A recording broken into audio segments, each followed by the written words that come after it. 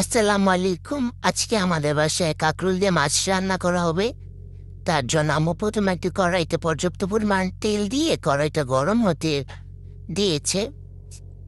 আর এদিকে আম্মু মাছগুলোকে তৈরি করছে ভাজার জন্য।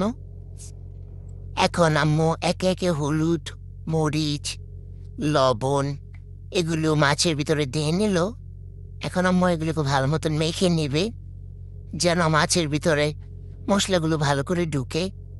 মাছ ভাজার সময় মশলা একটু বেশি দিলে কি হয়, মাছগুলো তরকারি রান্না করার পরে মাছ খেতেও মজা লাগে। এই তো আম্মু কাঁকরোলগুলো ভালো করে মশলা দিয়ে মেখে নেবে। তার জন্য আম্মু হলুদ আর লবণ দিয়ে এটাকে ভালো করে মেখে নেবে। এই তো আম্মু মাখছে। এই তো আম্মু হলুদ আর লবণ দিয়ে ভালো করে এটাকে মেখে নিল।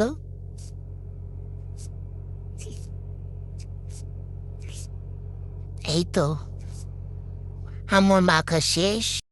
এই তো আম্মু কড়াইটা বসিয়ে নিল। কড়াইতে একটু লবণ দিয়ে দিলে কি হয়, মাছটা ভাজার সময় লেগে যায় না। তার জন্য আমার আম্মু সবসময় কড়াইতে মাছ ভাজার আগে একটু লবণ দিয়ে নেয়। এই তো আম্মা একে একে মাছগুলো সবগুলো ভেজে নিচ্ছে। এই তো মাছগুলো ভাজা শেষ। আম্মু উঠিয়ে নিচ্ছে মাছগুলোকে। আম্মু উঠিয়ে আবার মাছ ভাজতে দিয়েছে। আমাদের বাসায় মানুষ বেশি, তো তার জন্য মাছও লাগে বেশি। কার কার বাসায় মানুষ বেশি কমেন্টে বলে যাবেন। মাছ ভাজা শেষ। এখন আম্মু ওই তেলের ভিতরেই কাঁকরোলগুলো ভেজে নিচ্ছে।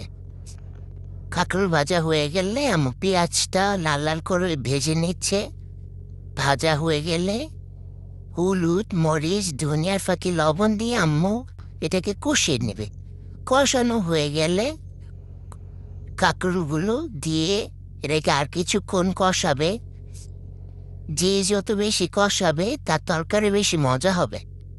তার জন্য আমার আম্মু একটু তরকারি বেশি কষায়। এই তো এখানে আম্মু ঝোল দিয়ে নিচ্ছে।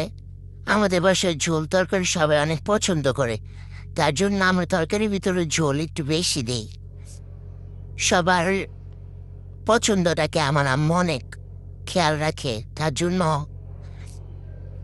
এই তো তরকারিটা বলক এসে পড়েছে।